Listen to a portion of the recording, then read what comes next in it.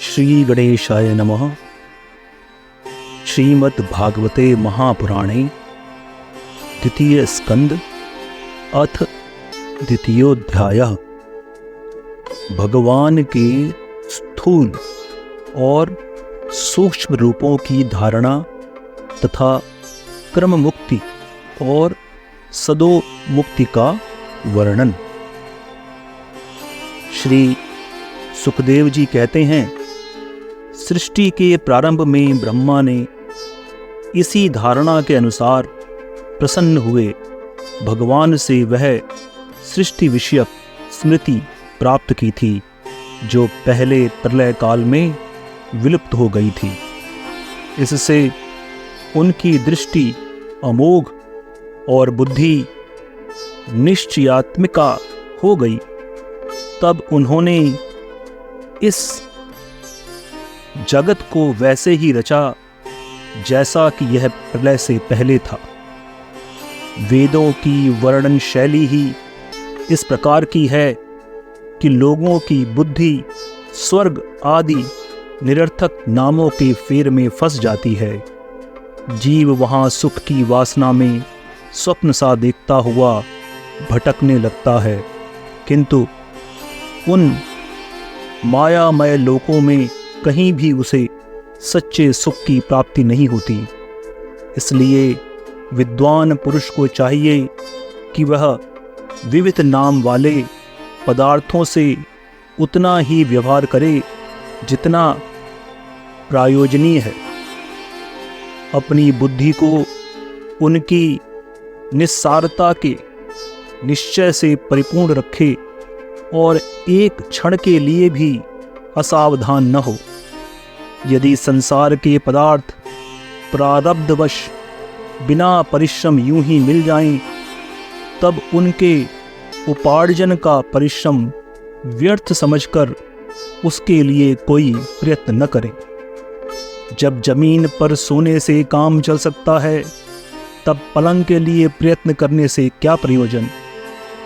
जब भुजाएं अपने को भगवान की कृपा से स्वयं ही मिली हुई हैं, तब तकियों की क्या आवश्यकता। जब अंजलि से काम चल सकता है, तब बहुत से बर्तन क्यों बटोरें। वृक्ष की छाल पहनकर या वस्त्रहीन रहकर भी यदि जीवन धारण किया जा सकता है, तो वस्त्रों की क्या आवश्यकता। पहनने को क्या रास्तों में चीथड़े नहीं हैं। भूख लगने पर दूसरों के लिए ही शरीर धारण करने वाले वृक्ष क्या फल फूल की भिक्षा नहीं देते। जल चाहने वालों के लिए नदियाँ क्या बिल्कुल सूख गई हैं। रहने के लिए क्या पहाड़ों की गुफाएं बंद कर दी गई हैं।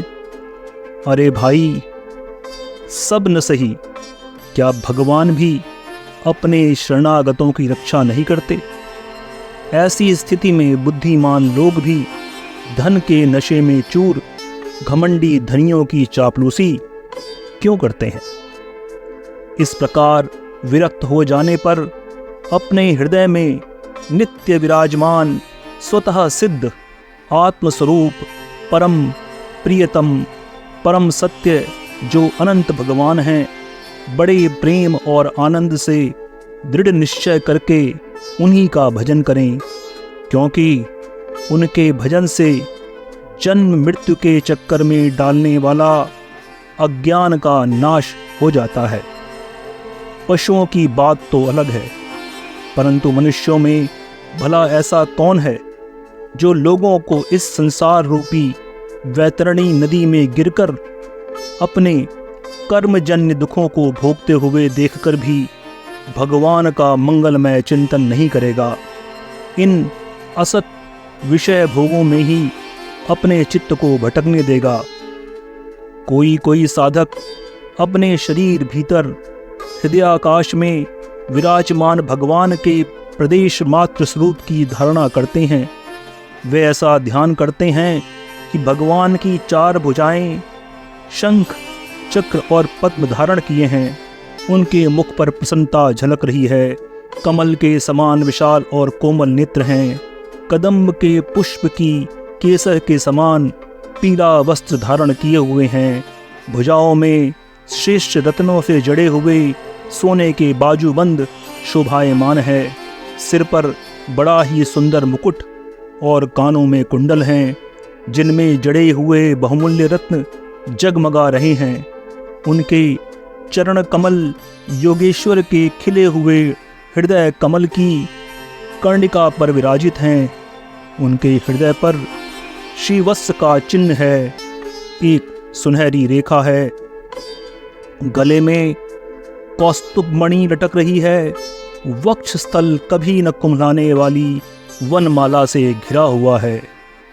वे कमर में करधनी, अंगुलियों में बहुमूल्य अंगूठी, चरणों में नुपुर और हाथों में कंगन आदि आभूषण धारण किए हुए हैं।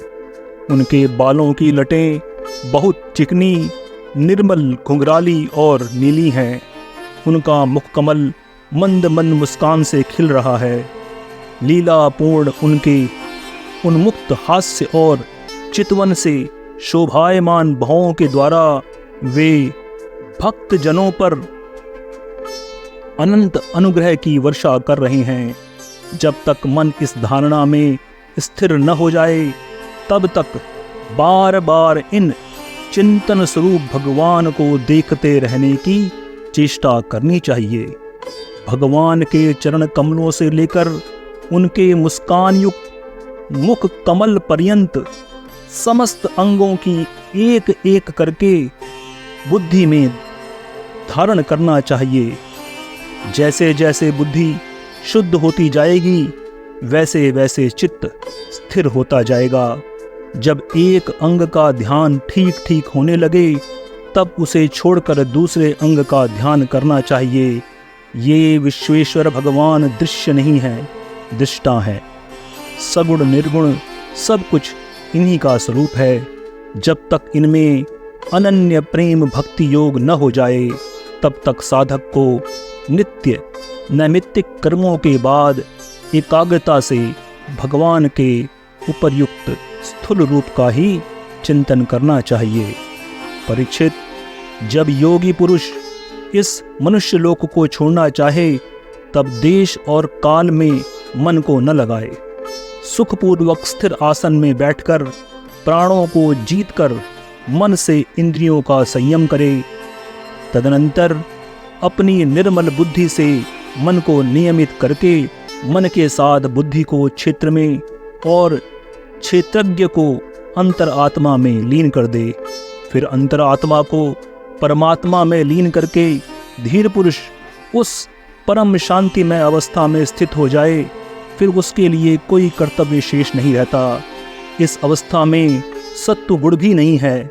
फिर रजोगुण और तमोगुण की तो बात ही क्या है। अहंकार, महतत्व और प्रकृति का भी वहाँ अस्तित्व नहीं है। उस स्थिति में जब देवताओं के नियामक काल की भी दाल नहीं गलती, तब देवता और उनके अधीन रहने वाले प्राणी तो रह ही कैसे सकते हैं। योगी लोग यह नहीं इस प्रकार परमात्मा के विभिन्न पदार्थों का त्याग करना चाहते हैं और शरीर तथा उनके संबंधी पदार्थों में आत्मबुद्धि का त्याग करके हृदय के द्वारा पद पद पर भगवान के जिस परम पूज्य स्वरूप का आलिंगन करते हुए अनन्य प्रेम परिपूर्ण रहते हैं, वही भगवान विष्णु का परम पद है। इस विषय में समस्त शास्त्रों में सम्मति है। ज्ञान दृष्टि के बल से जिसके चित्त की वासना मिट गई है, उस ब्रह्मनिष्ठ योगी को इस प्रकार अपने शरीर का त्याग कर देना चाहिए। पहले एड़ी से अपनी गुदा को दबाकर स्थिर हो जाए और तब बिना घड़घड़ाहट के प्राण वायु को षट चक्र भेदन की रीति से ऊपर ले जाए। मनस्वी योगी को चाहिए कि नाभि चक्र मणिपूरक में स्थित वायु को हृदय चक्र अनाहत में, वहां से उदान वायु द्वारा वक्ष स्थल के ऊपर विशुद्ध चक्र में, फिर उस वायु को धीरे धीरे तालुमूल में अर्थात विषय चक्र के विशुद्ध अग्रभाग में चढ़ा दे।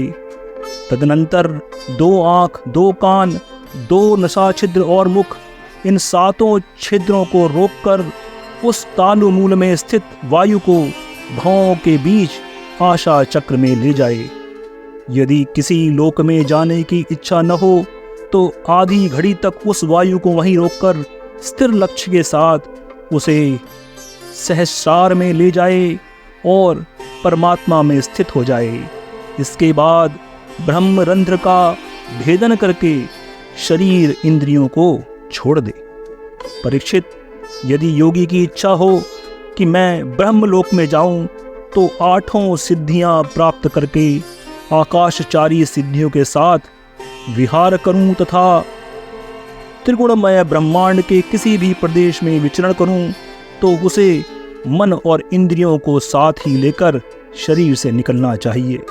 योगियों का शरीर वायु की भांति सूक्ष्म होता है।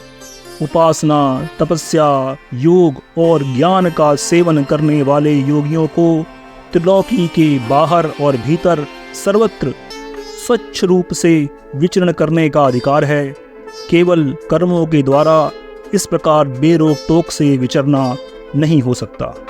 परीक्षित, योगी ज्योतिर्मय मार्ग सुषुम्ना के द्वारा जब ब्रह्मलोक के लिए प्रस्थान करता है तब पहले वह आकाश मार्ग से अग्निलोक में जाता है। वहाँ उसके बचे खुचे मल भी जल जाते हैं। इसके बाद वह वहाँ से ऊपर भगवान श्री हरि के शिशुमार नामक ज्योतिर्मय चक्र तक पहुँचता है। भगवान विष्णु का यह शिशुमार चक्र विश्व ब्रह्मांड के भ्रमण का केंद्र है। इसका अतिक्रमण करके अत्यंत सूक्ष्म एवं निर्मल शरीर से वह अकेला ही महर लोक में जाता है। वह लोक ब्रह्मवेताओं के द्वारा भी वंदित है और उसमें कल्प पर्यंत जीवित रहने वाले देवता विहार करते हैं। फिर जब प्रलय का समय आता है तब नीचे के लोकों को शेष के मुख से निकली हुई आग के द्वारा भस्म होते देखकर वह ब्रह्मलोक में जाता है। जिस ब्रह्मलोक में बड़े बड़े सिद्धेश्वर विमानों पर निवास करते हैं, उस ब्रह्मलोक की आयु ब्रह्मा की आयु के समान ही 2 परार्धक की है। वहाँ न शोक है, न दुख है, न बुढ़ापा है, न मृत्यु। फिर वहाँ किसी प्रकार का उद्वेग या भय तो हो ही नहीं सकता। वहाँ यदि दुख है तो केवल एक बात का, वह यही कि इस परम पद को न जानने वाले लोगों के जन्म मृत्यु में अत्यंत घोर संकटों को देखकर दयावश वहाँ के लोगों के मन में बड़ी व्यथा होती है। सत्यलोक में पहुँचने के पश्चात वह योगी निर्भय होकर अपने सूक्ष्म शरीर को पृथ्वी से मिला देता है और फिर उतावली न करते हुए 7 आवरणों का भेदन करता है।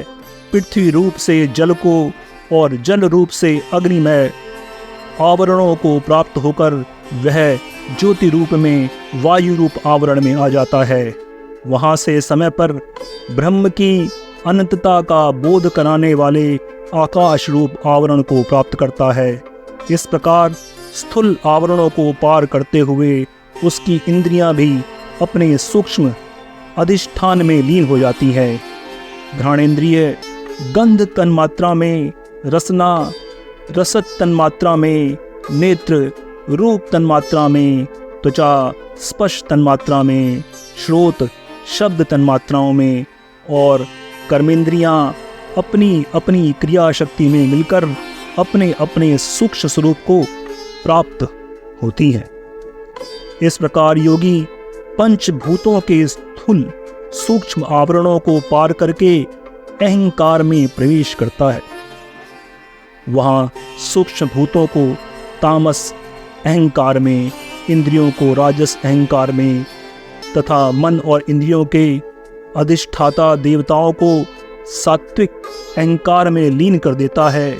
इसके बाद अहंकार के रूप लयमय गति से महत्व में प्रवेश करके अंत में समस्त गुणों के लय स्थान प्रकृति रूप में आवरण से जा मिलता है। परीक्षित, महाप्रलय के समय प्रकृति रूप आवरण का भी लय हो जाने पर वह योगी स्वयं आनंद स्वरूप होकर अपने उस निवारण रूप से आनंद स्वरूप शांत परमात्मा को प्राप्त हो जाता है, जिसे इस भगवनमय गति की प्राप्ति हो जाती है। उसे फिर इस संसार में नहीं आना पड़ता।